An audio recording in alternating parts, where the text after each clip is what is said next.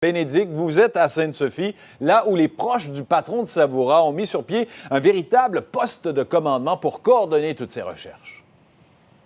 Oui, on est au siège social des Serres Savoura et je peux vous dire, Richard, que évidemment, le choc, les émotions sont bien présentes parce que les proches de M. Roy et de son fils ont gardé espoir jusqu'à la toute dernière minute. Et on va faire le point, justement, on va en parler avec M. Michaud, André Michaud, qui est un proche, qui est un ami. D'abord, M. Michaud, je tiens à vous offrir nos condoléances. Vous y avez cru jusqu'à la dernière minute. Les moments ont été difficiles d'apprendre que ça soit confirmé. Oui, effectivement, vous comprenez l'intensité du moment pour les proches et la famille de M. Roy et de Justin. Et quand je dis la famille, je parle de la famille élargie, c'est-à-dire également les 400 employés là, qui sont derrière moi et dans les 9 régions du Québec, qui sont également extrêmement touchés par cette situation-là. On a un dénouement, oui, effectivement, on a un dénouement, mais malheureusement, les conclusions de ce dénouement-là sont extrêmement malheureuses, c'est-à-dire 2 décès d'un papa et de son petit garçon.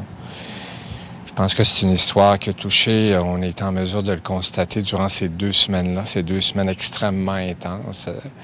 C'est une histoire qui a touché tout le monde. Comme je vous disais tout à l'heure, un papa et son petit garçon, un homme d'affaires. Alors, les témoignages que nous avons eus, je vous dirais, les témoignages, les mots d'encouragement que nous avons reçus de tout le monde, du public, de la communauté, des gens d'affaires, de la part des médias, de la part des institutions gouvernementales également, là, que ce soit les Forces armées canadiennes, la Sûreté du Québec, peu importe. Écoutez, c'était un déferlement d'efforts durant 15 jours que nous avons. Et je peux vous dire que le mot que j'ai à transmettre aujourd'hui au public, c'est merci de la part de la famille. Parce qu'il y a eu beaucoup de bénévoles, vous vous êtes sentis supportés là-dedans. Vous avez parlé, dans les dernières minutes, vous étiez avec la famille, qui elle aussi, on parlait avec la conjointe de M. Roy, avec la maman de Justin. Eux aussi, ils ont cru jusqu'à la toute dernière minute.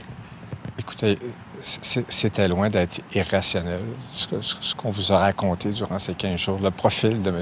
Roy, ce batailleur, ce battant, cet instinct de survie hors du commun, c'est pas un fake, là. C'était véritablement la réalité. Je peux vous dire une chose, M. Roy se serait battu pour la survie de son petit garçon. Et c'est ce qui, finalement, c'est ce qui a motivé, c'est ce qui a stimulé la famille à aller aussi loin, à être aussi déterminée, à mettre autant de pression, parce que c'est de ça dont il s'agit. Et pour en arriver, finalement, à les retrouver, parce qu'on les retrouve aujourd'hui. Donc, il y a une partie de réponse, évidemment, c'est pas le dénouement souhaité.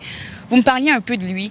Il y a des choses que vous voulez que le Québec, qui a suivi l'histoire de près, se souvienne ou sache de M. Roy, de son fils?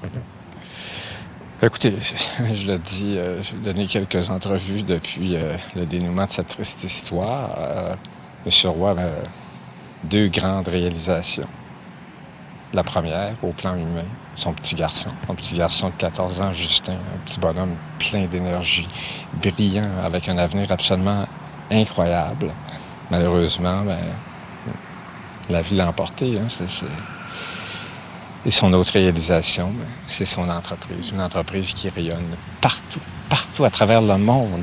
Une entreprise phare en Amérique du Nord en termes de production biologique. M. Roy est un battant. M. Roy est un visionnaire également.